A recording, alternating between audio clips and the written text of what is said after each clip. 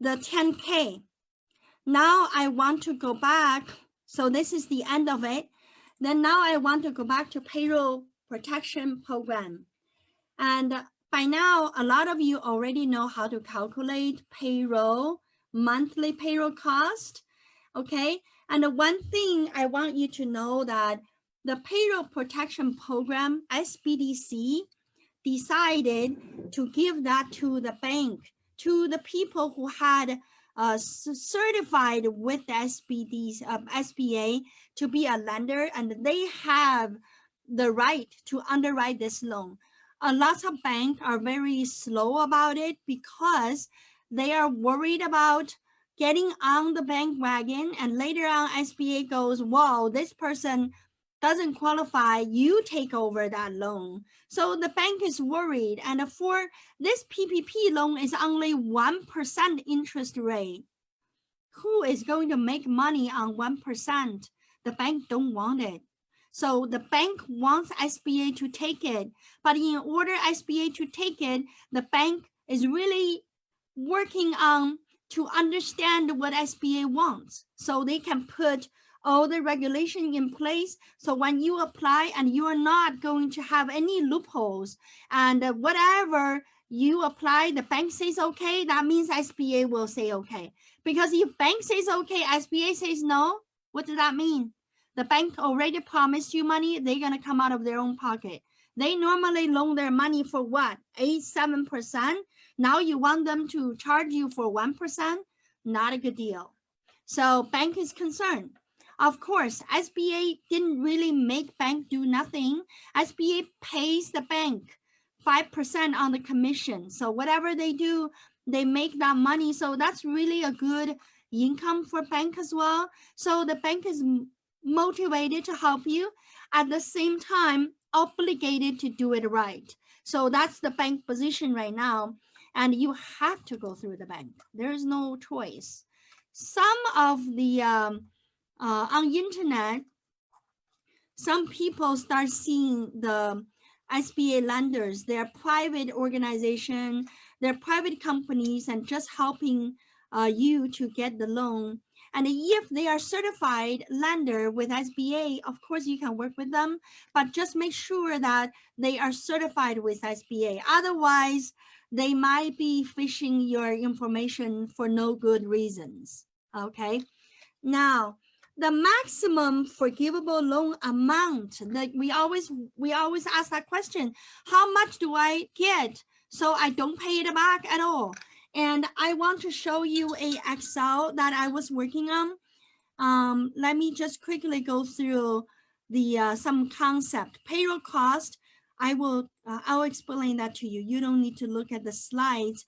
And what not included here, I will also explain to you. I'll come back to subcontractor side, and this is really an example, but let me go to my Excel right now. I think that would be a good one to show you. Let me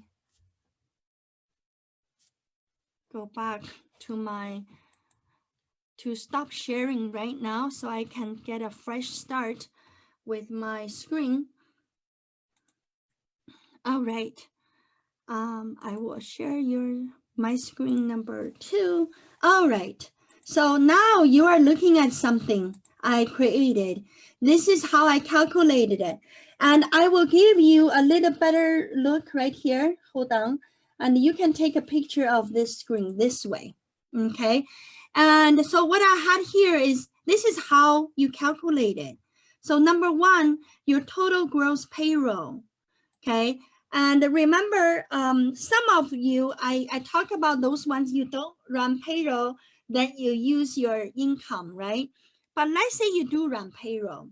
You have a payroll, and what number do you put in here? See, I have a note here. From box 5 of your W3, okay? Or line 31 of your Schedule C. Now, let's go to the W3, box 5. I really want you to get what I am trying to do here, okay? So this is W3. This W3, what is W3? W3 is summary of all your W2s. So it has your whole firm total on here. And I said box 5. I didn't say box 1. I didn't say box 3. I said box 5.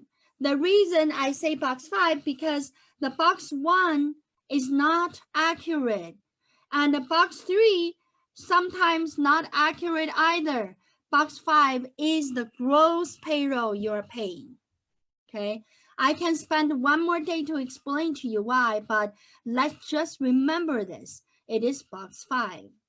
Medicare, wage, and the tips. So that's what you're gonna put on here. Now, you also are going to reduce the employee who got paid too much more than 100,000. I can never say too much because people work hard. They should get paid more. So 125 is not too much, but for this calculation, it's considered more. So you want to reduce the 25,000. They only allow the 100,000 top for employee. So what if you have a person who were paid this much more? And then, of course, you come over here, you reduce 150. Okay, so now I also have this box 5. So how do you know how much this employee was making? Go to W2, box 5. Okay, don't look at here for your employee. Look at box 5. You know why? Because very simple. Some of your employee maybe pushed 401k deferrals in there. So they're not paying taxes on their income, but you really did pay more income to them than what they're reporting. So now you got the total here, which is a salary after overage. Okay. Now, FUTA, you put it in. FUTA is what? It's 940 line 12. Just write it down, okay? That is the annual unemployment, federal unemployment form, line 12. Then Iowa, that's a state unemployment. You can find them on your workforce statement. So you add these two. Then you, of course, should add 401k, the employer paid for it. Let's say employer paid for 2,500. Pension, if you have employer paid pension, you put it in. If no, no.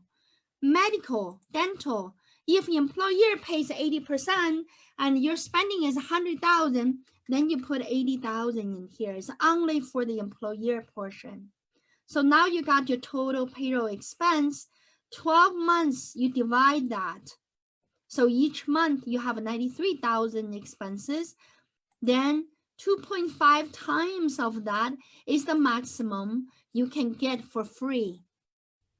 Okay, so this is where we say that this is the maximum and payroll protection plan, payroll protection amount you would get. Okay. So that's your maximum. And we're back to here. The maximum amount we just calculated, right? And of course, you need to have less than 500 employees. Okay. Now, let's look at eligible usage. So once you get the money, it is not the same thing as what you calculate. Sure, you calculated a number, but when you get it, 75% of it must be used for payroll. So you can restore your employment status, the number of employees that you used to have. But the other 25%, you can spend on rent payment, utility, mortgage interest, group health insurance. Okay, so that would be that. And so I talked about the payroll cost. I literally already put that in the Excel. And the reason I add the state unemployment benefit, that is because it is a local tax that is allowed for there. And then what is not included in here, we already talked about the overage. One other thing is they don't want you to include the employee that you sent to Vietnam to work and they never even set foot here. They don't want you to include that.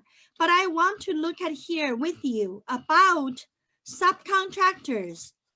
For an independent contractor or sole proprietor, wage, commissions, income, or net earnings from self-employment or similar compensation, that is the payroll cost. All right. So independent contractor can apply for PPP loan on their own. They do not count with the company. What does that mean? So when you apply for the PPP, let's say I am an independent contractor and I made 50,000 on 1099. My expense is 5,000. So my net income was 45,000. And I go to PPP, I go to my bank, I will apply. I will use my name, my social security number, because I did it on Schedule C. And I will use 45,000 to apply. So if I go back to that Excel, so in here, I don't have W3, but I have line 31 of Schedule C, that's 45,000. And I don't have anything else, so I'm 0, 0, everything out. I never paid anything, and I never paid unemployment. And my 401k, well, I did have a match. I show you where you find that. On your Schedule C, have you ever noticed on line 19, you can put a number there? Let's say you have a 401k plan and you are making 45,000. Am I right? So the company can put 25% match on there. So I literally can put in this much. 11,250. So I'm coming back to my calculation. So my number was different, right? Because I reduced by 11,000. So here 11,000, I don't know, 500. No, 250. 250. But of course, this one is reduced because 45,000 now reduced by 11,250. So that is a 33,750.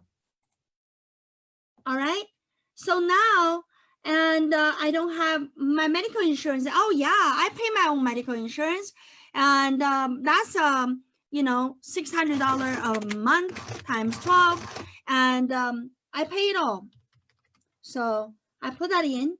So I got my total payroll expense, what, 52, and divided by 12 times 2.5. My maximum loan is 10,875, right? So that is our 10,000. So with that, I can apply. I hope I made a really good sense for you. I so wanted you. I wish that you can shout in the screen goes, oh yeah, I got it. That's what I want to know, whether you got it or not. Give me a thumb up if you did get it. And actually write to me or commenting on Facebook. We have Facebook stream as well. And just let me know how you know, whether this webinar worked for you, worked for your magically or not. So this is examples. I actually already did that. I'm not going through this one. I want time to answer your question. And so this is the spreadsheet I was looking at. And the current issue with PPP at a small business level, my bank said I'm late. Therefore, boy, there's so many of them, so many of you saying that. And let me do tell you that I know in the very beginning, Wells Fargo had this glitches or whatever you call it. They're not ready. And they still are kind of behind compared to many small banks. But it is confirmed that every bank has its own quota. So as long as you registered with them, they're saying that they're coming back to you, you should be okay. All right. So I just want you to know that this is what I heard. I literally called the bank. I literally asked that question. So I try not to give you any information that I personally did not verify. My bank said that they're waiting for system to be ready. Yes, some of the bank are very scared. They're afraid of the SBA would say their loan is not qualified. Then they're gonna end up doing a loan for you, and you only pay 1%. That's not a good deal. I just had a personal bank account with the bank, but my business has no bank, no problem. You go to your personal banker to get that done, okay? And the Schedule C is allowed, so proprietor is okay. I have no salary since last year. I don't think I can do this. No, I think you can do it. I already explained to you. And if you still think you cannot do it, I want to see you to become my client, and then I will fix the situation for you. I got an email. I can do PPP online with this person and he could help me. And when you say with this person and he can help you, I am nervous. And please don't fall into spam, scam, and just be really careful, okay? Double check their credentials. Let them show you they're SBA approved, okay? And SBA said first come, first served. That means if I don't do it, I may lose it. Absolutely right. If you don't do it, you may lose it. And there's no guarantee you're going to have it if you just sit around still. And hopefully you take some action today. Okay. All right. I think, so my last slide is actually just to tell you our webinars, information online, but I want to go to us to answer some questions. I have quite a few, so let me go from the first one. I filed tax and included parents as dependent, and the parents who have no income at all. Can my parents still get stimulus check? My question back to you would be that whether your parents has any Social Security side of benefit, and they're your dependent. And so if they receive Social Security benefit, and they will get the stimulus check. But let's say they're totally not in our system at all, then they would be qualified for non-filer. Remember the IRS website I gave you? Go there. Of course, they have a Social Security number, right? So if they do, yes, you go to non-filer and get them done. They will. And another question. If I have a consultant business, I file 1040 Schedule C. I do not issue 1099 to myself. Can I apply for unemployment? Yes, you can. And let me show you. Remember, we talked about this form. This is a consultant. Did you see that? I hope you did. Okay, this is the consultant, right? The consultant will do a Schedule C. So when you do PPP, you use line 31. We covered that, but I want to come back here to give you the answer one more time, okay? Okay, next. What do you mean application accepted by SBA? My application was submitted successfully 4 days ago. Will the application get disapproval later? Absolutely. The application, I don't think they will come out disapprove you. They came out for more information.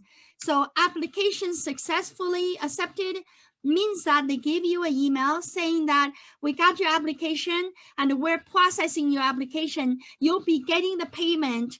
We will submit the payment to disbursement department. That means your application is accepted. But don't be surprised, because we have client who did that on March 10th, March 30th, still don't have anything, but did receive an email. I couldn't remember when, I think it was April 7th, and saying that it is being processed to disbursement center, but still we're not seeing anything yet. So I'll keep you posted. I didn't quite understand this one question. Say it is a 10K application. Oh, maybe you meant, okay.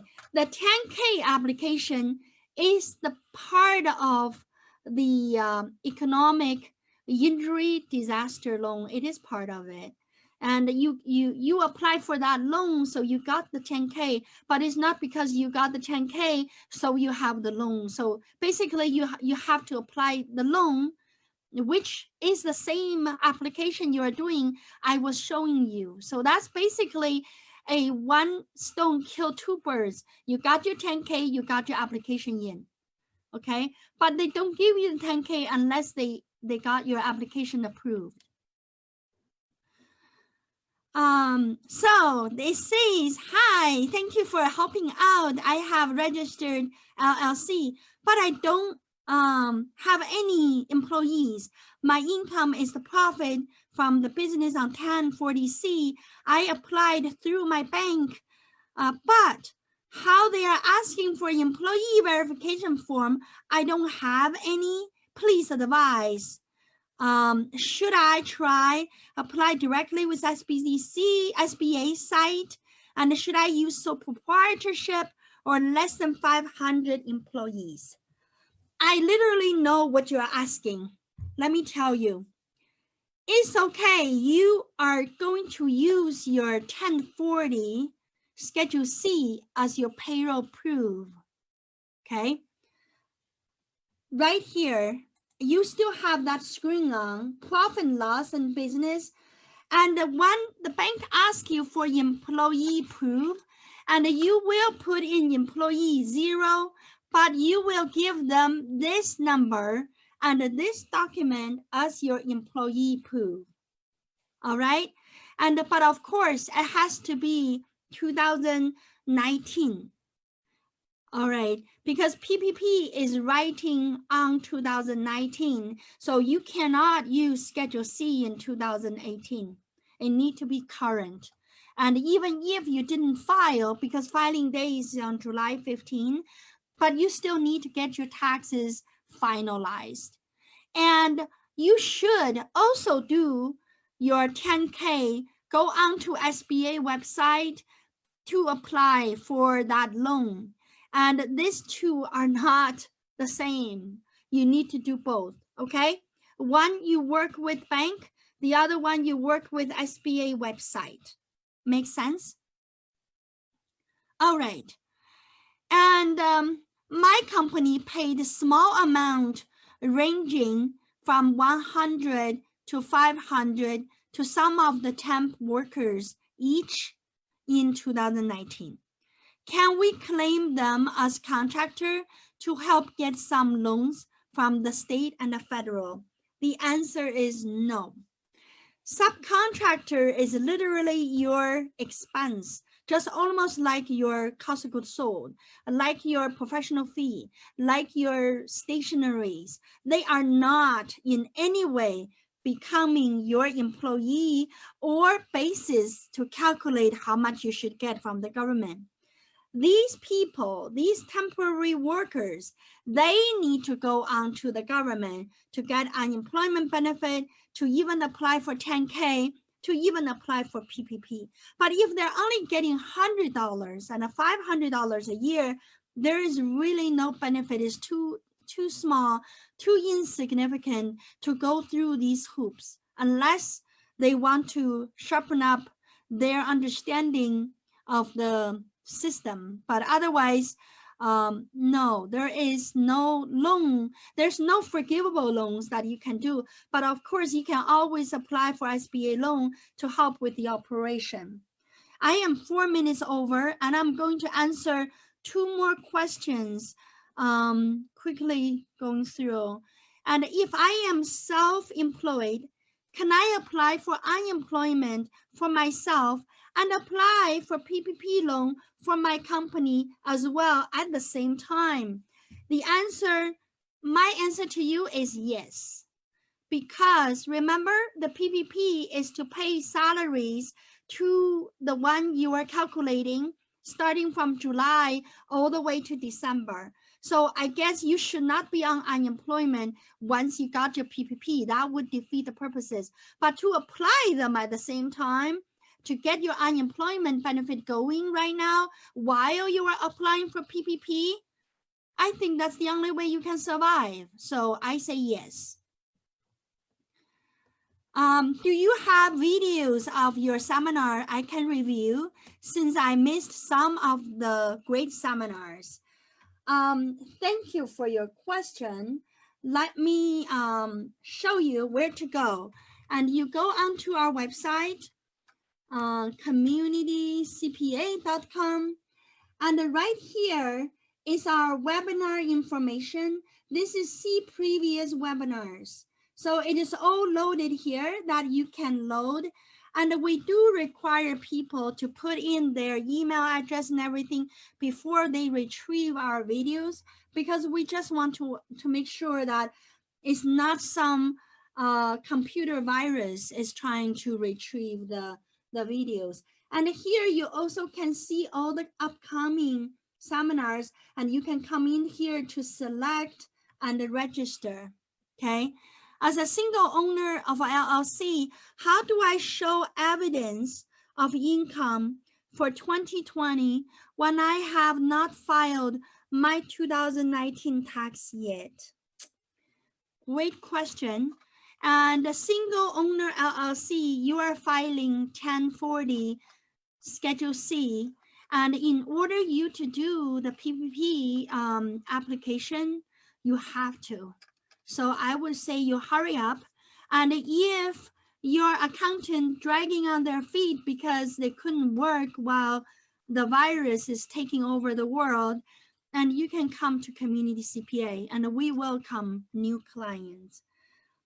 And oh my, I have so many questions that don't even know whether I should just continue answer it or I should just say goodbye and I will email you back. But some of them, they didn't leave their name here.